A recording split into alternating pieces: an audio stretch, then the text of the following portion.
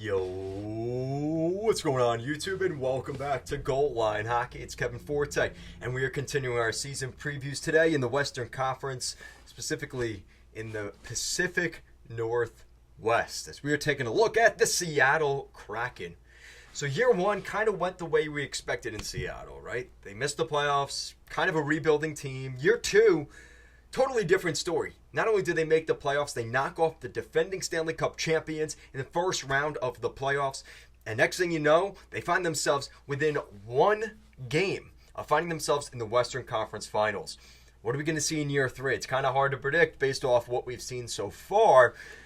But it's kind of safe to say this is a team that definitely overachieved last year. And if they want to find anywhere near that success, you would think they would make a bunch of changes, maybe to try and add to this team. They didn't end up doing that. They're going to stick to their guns. They're going to stick to what they had last year for the most part. So we'll be discussing that today.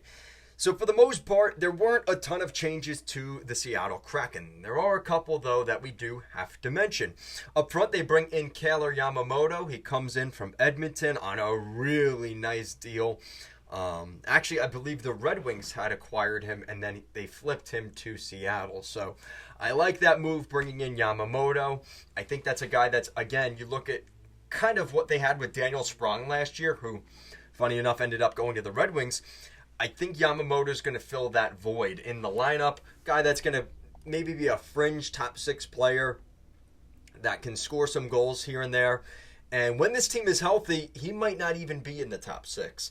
But Kailer Yamamoto, it could be some good scoring depth. He had a rough season in Edmonton last year. Expect him to bounce back this year. I'm definitely keeping an eye out for him. Justin Schultz on the blue line, really good addition there. I think he's a guy that just, it's hard not to like Justin Schultz. He was there last season. I don't know how that happened. I don't know how that happened there. Okay. You know what I messed up? Brian Dumoulin. It was Brian Dumoulin. Apologies for that, guys. So Brian Dumoulin comes in. He has played his entire career in Pittsburgh since the 2013-2014 season. So this is definitely weird. He's played over 500 games with the Penguins, and now he finds himself on his second NHL team. And Brian Dumoulin, there's a reason he was in Pittsburgh for so long, because he is a good defenseman. But the issue for Dumoulin here over specifically the last couple of years has been his health. He has not been healthy, and, definitely taking a risk signing him to a 2-year deal on a modified no-trade clause. But Brian Dumoulin, if he is healthy, could be a really good shutdown defenseman. And I think that's something that the Seattle Kraken kind of find themselves always going after. You look at the Vegas Golden Knights, what they were last year. A bunch of big, strong, tall defensemen.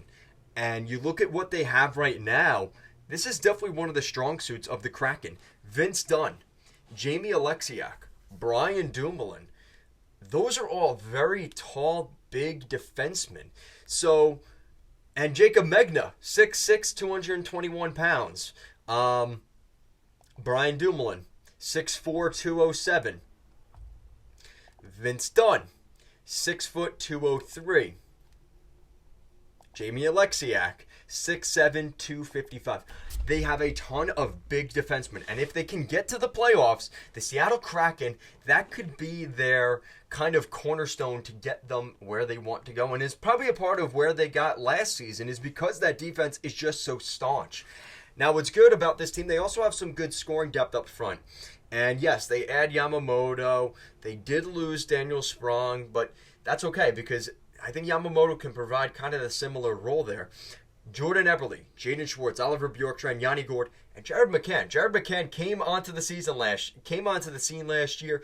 Definitely watch for McCann. I think he's going to continue that success this year. Ilya Tolvanen broke out a little bit. Cole Lind, Matty Beniers. And we haven't even talked about some of the rookies, which we're going to get to now. Definitely keep an eye out for some of the younger players like Ty Kartai, who was AHL Player of the Year. And despite the Coachella Valley Firebirds losing in the Calder Cup final to the Hershey Bears, Kartai was really solid. And, of course, Shane Wright. We know what the potential ceiling could be on Shane Wright. He just hasn't reached it yet. So Shane Wright and Ty Kartai, if you want two guys to watch for in Seattle during the season, maybe call-ups during the season to, maybe play some NHL games, those are the guys you're watching for. My breakout player for the Seattle Kraken, I should have bet money on Jared McCann last year because I did predict that was going to happen. I'm going to go with Kailer Yamamoto this season. Like I said, I think he's going to fill a similar role to Daniel Sprong last season. And if he can stay healthy and in the lineup, he's going to have opportunities here. There's been a little bit of a suspect health for some guys on this team like Bjorkstrand and Schwartz. He's going to get his shot. He's going to get his opportunities. He just needs to be healthy himself. And I think this is a guy that can produce and will be able to put up between 10 to 15, maybe even 20 goals this season. I'm not confident in what Yamamoto can do. He's got to get on the power play, though, and that's going to be difficult with this already pretty loaded scoring depth for the Seattle Kraken.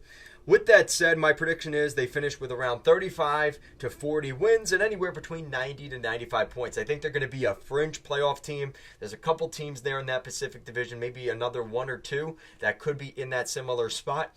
But I think that this is a really good hockey team here in Seattle. This is one that I'm definitely watching for to see if they can get to the playoffs.